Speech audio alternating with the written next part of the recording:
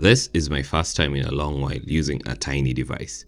A few years back, calling a 6.2-inch screen small will sound so funny. But right now, with devices having very tiny bezels, the overall form factor of something that's 6.2 inches diagonally means a very tiny device on the hand. This is the Galaxy S24, the base model. It is great, it is beautiful, and the number one comment from everyone seeing it is that it looks like an iPhone. For me, it is the first time in a while using the best model of the S series. There is the Plus and the Ultra above this. Let's talk about the S24 in detail.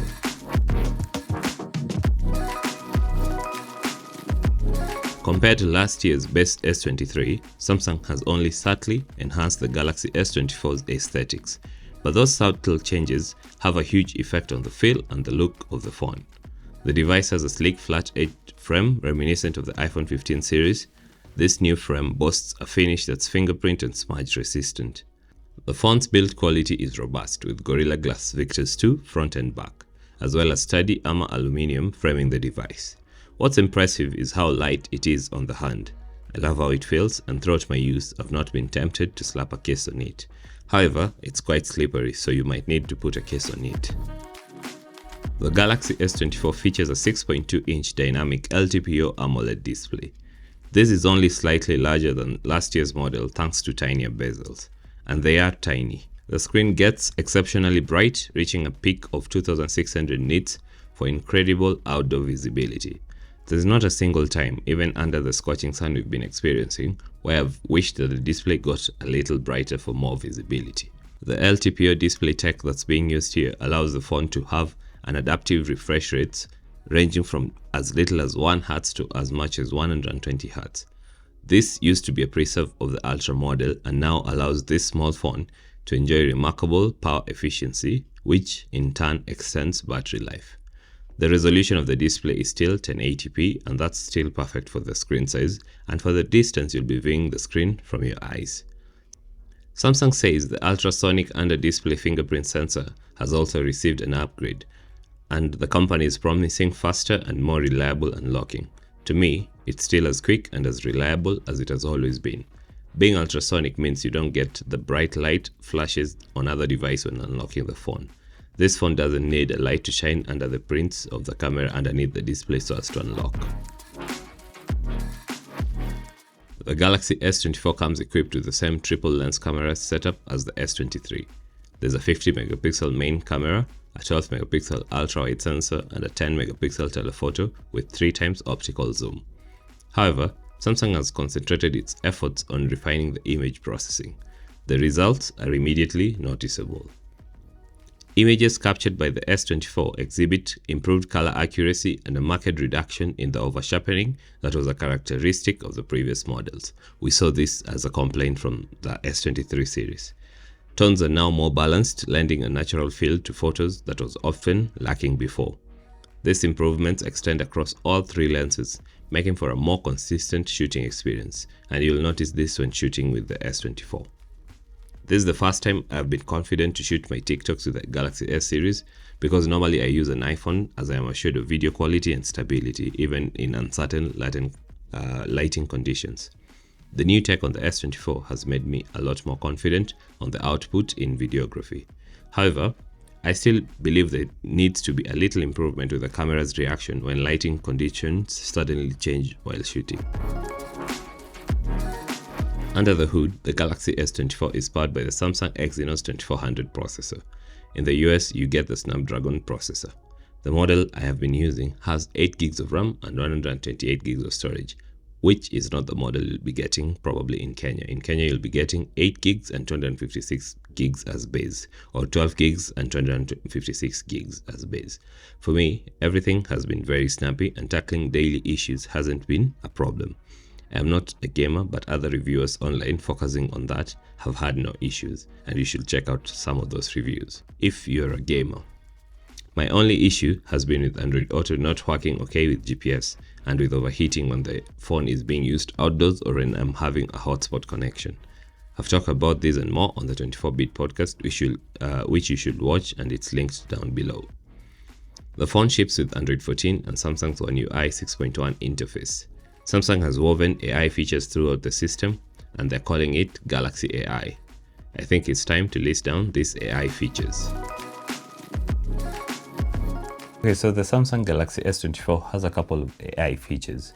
One of them is live translate. So when you receive a call, you can have the other person speaking one of the preselected languages. There's no African language. And then on your end, you get to hear English or the language you've selected, so that the device does on-device translation where you hear what the other person is saying in your language. The other option is under call assist is text, where when you receive a call, you can hit call assist, SMS or text, and then you will read what the other person is saying as a transcript in whatever language you choose. So if they're speaking one of the pre-selected languages or English, you'll get to read that, and then you can write your response and they will hear a voice telling them what you just wrote. Another feature is notes, where you can have summaries of the notes or main key points from the notes, or an arrangement to translate whatever you wrote in the notes to a language that you want to understand. The other feature is on voice recordings, where you can record your voice and then the phone will transcribe whatever has been recorded, and then you can read whatever the transcription is, and it can auto-arrange the transcription based on topics and whatever. The other option is on Samsung Internet, where it will summarize a web page, so you don't have to read everything on the web page, which is a bit weird for content creators or writers or publishers, because that reduces the engagement time on your website. The other feature is circle to search, which you can tap on whatever part of the screen and a Google search will be done on that. The problem with that is you have to be using the 3 navigation buttons, because if you're using gestures, that option goes away. Content on the website and it will search it. So let's open this website. Here's a review. So say you're reading this particular part of the review, you just hold the home button and then it will activate circle to search, which brings the Google logo and tells you to circle or tap anywhere to search. So let's search this bit, and then it will show you where the content is from and other details around that content. Another of the AI features is in gallery. So let's open gallery. Under gallery, you can look at photos that you've taken. So for example, here's a photo I've taken. It's of a key holder. I can hit edit and hit the generate feature. So the generate feature will learn what's in the image. After it's learned what's in the image, you can hit whatever you want on the image and then resize it, move it somewhere else, do stuff with it, and then just after you're done, hit generate. And then it will fill in the image with your edits and adjust the missing pieces so that the image looks just as or like close to something that a camera could take. After it's done editing the image, you will see that you can view the original. Here's the original and here's the edited. Original, edited, original, edited. So as you can see, in the edited image, we've made the key holder appear big. Once you're done with that, you can hit save a copy or save as is, and then you'll see this tiny logo over here showing you that the image has been edited. So yeah, those are the AI features. Samsung stands out by promising an impressive 7 years of software updates for the Galaxy S24. This exceeds the update support for most Android rivals. Let's hope they keep the promise.